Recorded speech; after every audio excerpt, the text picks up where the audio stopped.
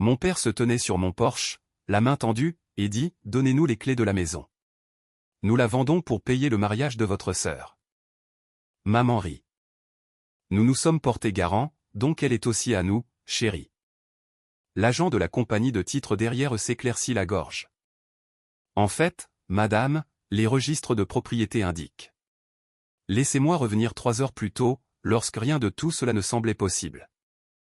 J'étais dans mon bureau à domicile dans ma maison que j'avais achetée il y a 5 ans, en examinant les rapports trimestriels pour la société de fourniture médicale où je travaille comme spécialiste des achats. Travail ennuyeux selon ma famille. Juste commander des bandages, l'avait qualifié ma sœur Vanessa lors du Thanksgiving de l'année dernière. Ce qu'il ne comprenait pas, c'est que je contrôlais 4 millions d'euros de contrats hospitaliers annuels dans 3 États. Mais j'avais cessé d'essayer d'expliquer mon travail à peu près au moment où ma mère me présentait à son club de lecture comme une autre fille qui n'avait jamais vraiment trouvé sa voie. Mon téléphone vibra et j'ai failli ne pas répondre. « Nous venons vous voir, dit-il sans préambule. Soyez à la maison à 15 heures. Je suis à la maison. Je travaille de chez moi. Nous devons discuter de quelque chose d'important. Votre mère et moi avons pris une décision. » Il raccrocha avant que je puisse répondre. Comportement classique de Richard Dubois, décider d'abord, informer plus tard, exiger la conformité toujours. Je dois mentionner que mes parents n'étaient jamais simplement passés chez moi. Pas une seule fois en 5 ans. Ils avaient assisté à la pendaison de crémaillère que j'avais organisée en 2019, étaient restés 40 minutes et avaient passé la plupart de ce temps à expliquer aux invités comment ils m'avaient aidé à acheter l'endroit. Les mots exacts de ma mère, nous nous sommes portés garant parce que Dieu la bénisse, le crédit de Mara n'était pas tout à fait là. Mon pointage de crédit était de 791. Je n'avais pas eu besoin de garant, mais ils avaient insisté, et j'avais 27 ans, fonctionnant encore sous la programmation d'enfance qui disait que leur déplaire signifiait que j'étais ingrate. À 14h47, je les ai vus arriver dans mon allée, la Lexus de mon père, fraîchement lavée comme toujours. Ma mère en est sortie la première, vêtue de ce que j'appelais son haut blazer de discussion sérieuse. Derrière eux, une Honda argentée que je ne reconnaissais pas. J'ai ouvert la porte avant qu'ils ne puissent frapper. Nous devons parler, dit mon père, sans prendre la peine de dire bonjour. Ma mère est entrée en balayant devant moi dans le salon comme si elle inspectait une liste de propriétés. L'inconnu de la Honda, un homme dans la quarantaine portant un polo avec Prestige Title Company brodé sur la poche, hésitait sur le porche. À l'intérieur, mon père lui dit, l'homme est entré portant un porte-document en cuir. Voici Douglas Martin, annonça ma mère, s'installant sur mon canapé sans invitation. Il va s'occuper des formalités administratives de la vente. Mon cerveau a bégayé. Quelle vente? Ne soyez pas dramatique, Mara. Votre père et moi avons pris une décision très difficile, mais c'est ce qu'il y a de mieux pour toute la famille, dit-elle de la manière dont elle avait annoncé que nous nous débarrassions de notre chien quand j'avais 12 ans, triste mais inévitable, déjà décidé. Aucun appel accepté. Mon père s'est positionné devant ma cheminée, les mains derrière le dos. Sa posture de salle d'audience. Il avait été avocat d'entreprise pendant 33 ans avant de prendre sa retraite. Vanessa se marie en octobre. Elle et Brandon prévoient quelque chose de vraiment spécial. Mariage à destination, 200 invités, le grand jeu. C'est super, réussi jeu à dire. Le lieu seul coûte 90 000, ajouta ma mère, la fierté évidente dans sa voix. Plus les hébergements, le dîner de répétition, sa robe. Elle a trouvé une Vera Wang, Mara. Pouvez-vous imaginer? Je pouvais imaginer. Je pouvais l'imaginer très clairement parce que j'organisais mon propre mariage il y a 3 ans lorsque Vanessa avait annoncé qu'elle était enceinte et avait besoin d'aide pour ses factures médicales parce que la start-up de Brandon n'avait pas encore décollé. J'avais reporté mon mariage, liquidé mon compte d'épargne et leur avais donné 27 000 euros. La grossesse s'est avérée être une fausse alerte. La start-up a fait faillite après 6 mois. Je n'ai jamais revu un euro, et mon fiancé est parti après que je n'ai pas pu fixer une nouvelle date de mariage. Ils ont besoin de 300 000 euros, dit mon père. C'est généreux, dis-je avec prudence. Mais je ne comprends pas ce que cela a à voir avec. Cette maison vaut environ 780 000 euros sur le marché actuel, continua-t-il comme si je n'avais pas parlé. Après avoir remboursé l'hypothèque et partagé le produit, il y aura plus qu'assez pour le mariage de Vanessa et il restera quelque chose pour le raconte pour un logement à Scottsdale. Les mots n'ont pas atterri correctement au début. Ils ont atteint mes oreilles, mais mon cerveau les a rejetés comme des greffes d'organes incompatibles. Vous ne vendez pas ma maison, dis-je. Ce n'est pas juste votre maison, chérie, dit ma mère avec une patience bien rodée. Je me suis qualifié. Vous avez insisté pour être ajouté aussi. Le fait est, interrompit mon père, nous avons des droits de propriété. Nous avons consulté notre avocat. Nous sommes tous les trois locataires conjoints avec droit de survie. N'importe lequel de nous peut initier une vente par partage. Douglas Martin s'éclaircit doucement la gorge. En fait, monsieur Dubois, ce n'est pas tout à fait. Nous n'essayons pas d'être injustes, dit ma mère, l'ignorant. Vous obtiendrez votre part du produit. Après le remboursement de l'hypothèque, vous devriez repartir avec environ 63 000 €. C'est suffisant pour le premier et le dernier mois de loyer d'un bel appartement. 63 000 provenant de la maison que j'ai achetée avec 20 000 € d'acompte? Vous vous souvenez que l'acompte venait de moi, dis-je. Ma voix sonnait étrange, distante. Nous avons aidé, insista ma mère.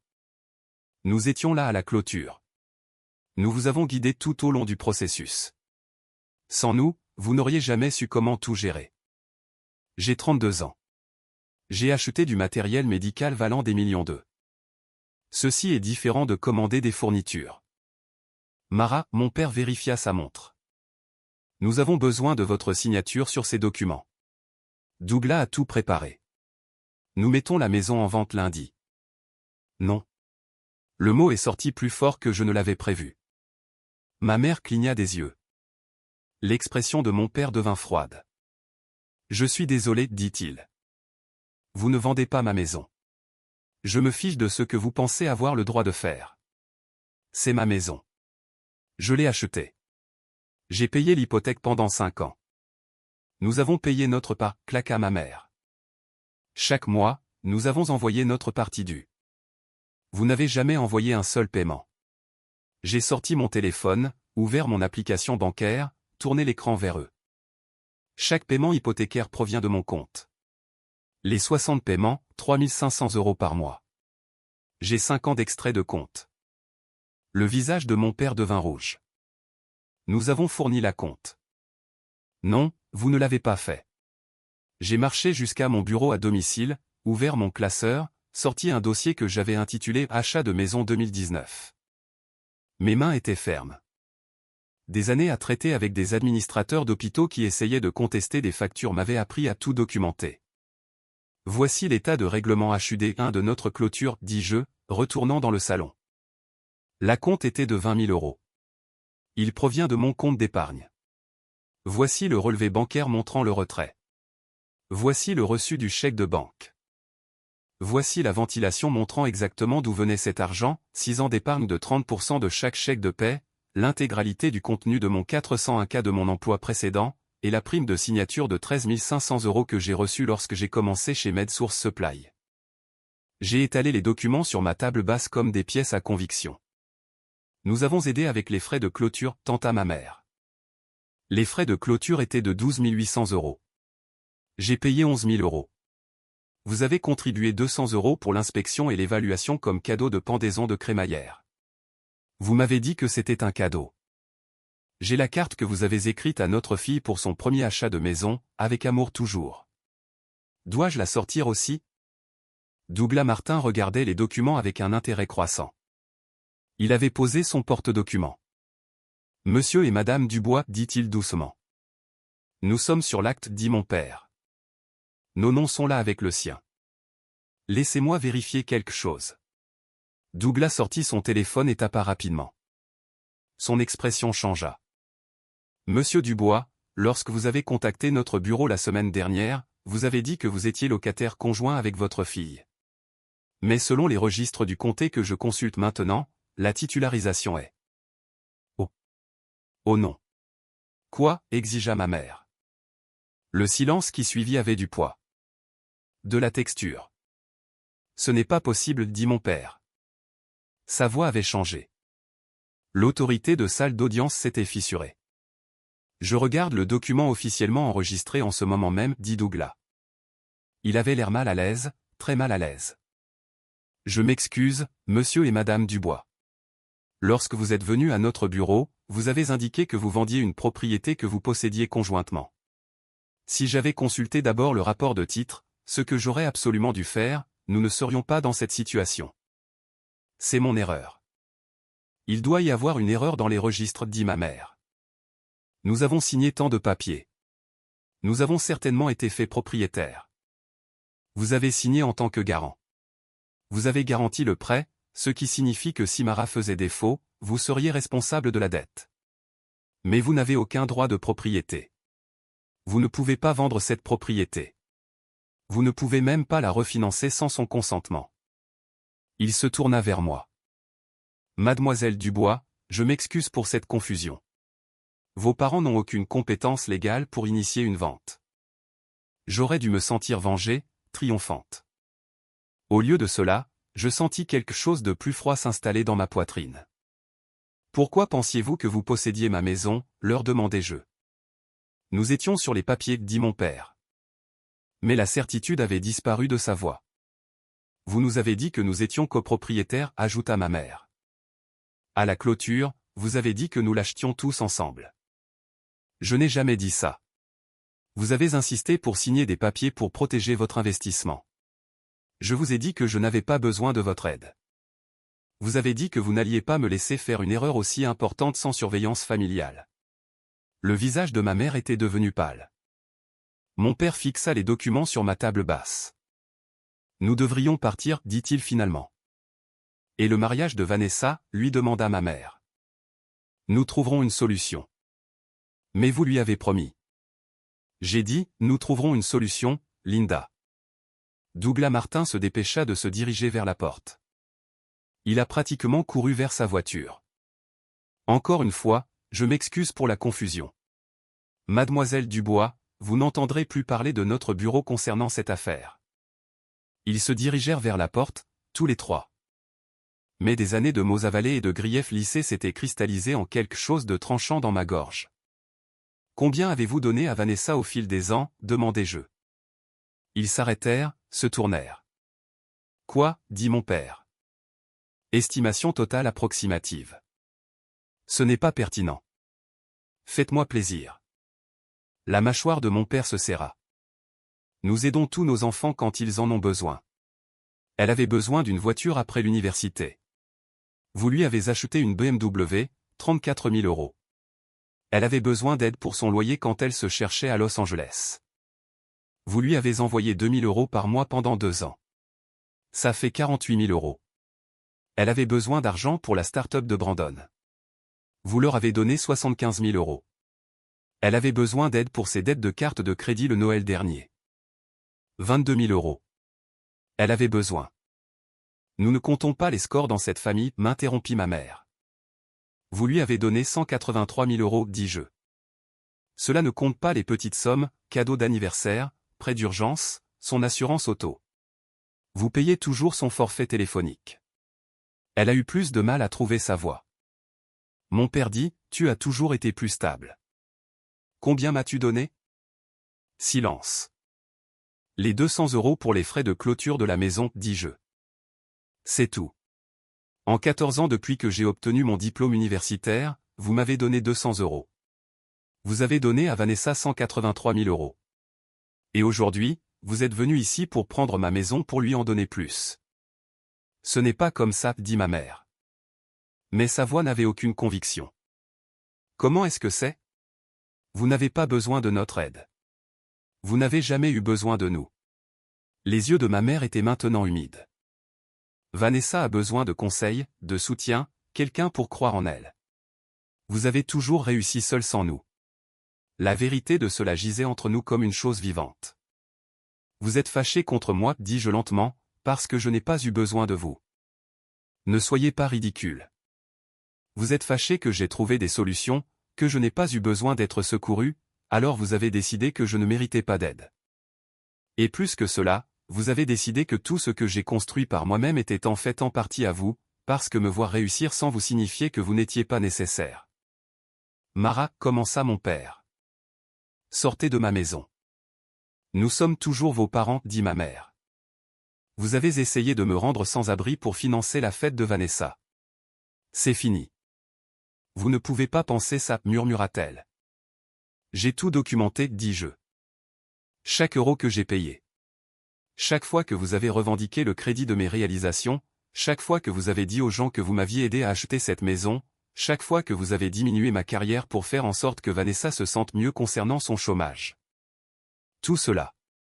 Et si jamais, et je dis bien jamais, vous essayez de revendiquer une quelconque propriété sur quoi que ce soit que j'ai construit, j'apporterai cette documentation à toutes les personnes de votre cercle social et je leur ferai voir exactement qui vous êtes. Le visage de mon père devint violet. Vous ingrate. J'ai payé 20 000 euros pour cette maison. J'ai payé 19 200 euros de paiements hypothécaires. J'ai dépensé 40 000 euros en amélioration. J'ai accumulé une valeur nette d'environ 280 000 euros. Vous avez contribué 200 euros et vous vous attendiez à tout prendre. Ne me parlez pas de gratitude. Douglas Martin atteignit la porte. Il a pratiquement couru vers sa voiture. Mes parents se tenaient dans mon entrée et l'entrée que j'avais moi-même carrelée l'été dernier, dans la maison que j'avais achetée avec l'argent que j'avais gagné, dans la vie que j'avais construite sans leur aide, malgré leurs implications constantes que je ne pouvais pas me débrouiller sans eux. Vanessa va être dévastée, dit ma mère. Vous ruinez le mariage de votre sœur.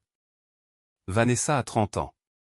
Elle peut avoir le mariage qu'elle peut se permettre, ou elle peut demander à son fiancé de contribuer, ou elle peut attendre, ou elle peut aller au tribunal. Ce sont toutes des options raisonnables qui n'impliquent pas de voler ma maison. Nous ne volions pas. Vous alliez forcer une vente de ma propriété pour financer la fête de votre autre fille. Comment appelleriez-vous cela? Ils sont partis sans répondre. J'ai regardé par la fenêtre de devant comment ils s'asseyaient dans leur voiture pendant plusieurs minutes, ayant ce qui ressemblait à une conversation intense. Ma mère pleurait. Mon père serrait le volant. Finalement, ils sont partis. Je me suis assise sur mon canapé dans mon salon dans ma maison qui était entièrement, légalement, irrévocablement mienne et j'ai ressenti le sentiment le plus étrange de légèreté. Comme si je portais quelque chose de lourd depuis si longtemps que j'avais oublié que c'était là jusqu'à ce que je le pose enfin. 6 mois plus tard, la salle d'audience était plus petite que ce à quoi je m'attendais, bâtiment fédéral du centre-ville, 4e étage. Je me suis assise au fond de la salle, portant la même robe bleu marine que j'avais portée au barbecue, regardant mon père se tenir devant le juge. Docteur Marc Lambert, vous avez été reconnu coupable de 47 chefs d'accusation de fraude par fil, 12 chefs d'accusation d'évasion fiscale et 8 chefs d'accusation d'autotransaction dans une fondation privée. Avez-vous quelque chose à dire avant la sentence? Mon père, plus mince maintenant, vêtu d'une combinaison orange, a secoué la tête. Je vous condamne par la présente à 12 ans de prison fédérale, suivi de 3 ans de liberté surveillée. Vous êtes ordonné de payer une restitution d'un montant de 3,7 millions d'euros plus 6,6 millions d'euros de pénalité de l'IRS. La Fondation de santé Lambert est par la présente dissoute et tous les actifs sont confisqués au gouvernement des États-Unis. Le marteau est tombé. Ma mère n'était pas dans la salle d'audience. Elle avait demandé le divorce en septembre, avait déménagé en Arizona pour vivre avec sa sœur et ne m'avait jamais contacté ni pour s'excuser, ni pour expliquer, elle avait simplement disparu. Monsieur Thompson était là, cependant. Il m'a fait un signe de tête lorsque les maréchaux ont emmené mon père. Dans le couloir après, il s'est arrêté pour me serrer la main. J'ai entendu dire que vous aviez été promue, dit-il. Directrice de la surveillance des fondations, confirmai-je. C'est plus de paperasse, mais j'aime la paperasse. Il a souri. Non, dis-je. J'ai de la chance d'avoir un travail où la documentation compte plus que la loyauté familiale. Je suis sorti du palais de justice dans le froid après-midi de janvier. Mon téléphone vibra. Un message de ma tante Carole m'invitant à dîner dimanche. J'ai répondu, j'y serai. Puis j'ai marché jusqu'à ma voiture, conduit jusqu'à mon appartement d'une chambre et me suis préparé une tasse de thé. Sur mon bureau se trouvait un certificat encadré, ma lettre d'acceptation de John Hopkins, récupérée dans les dossiers de mon père lors de l'enquête de l'IRS. Je l'avais fait restaurer par des professionnels, les marques de brûlure soigneusement préservées le long des bords. Certaines cicatrices, avais-je appris, valaient la peine d'être conservées, non pas comme des rappels de douleur, mais comme la preuve que j'avais survécu. Je n'ai jamais été la fille que mon père voulait, mais j'étais devenue exactement celle que j'avais besoin d'être. Et cela, j'étais en train d'apprendre, était suffisant.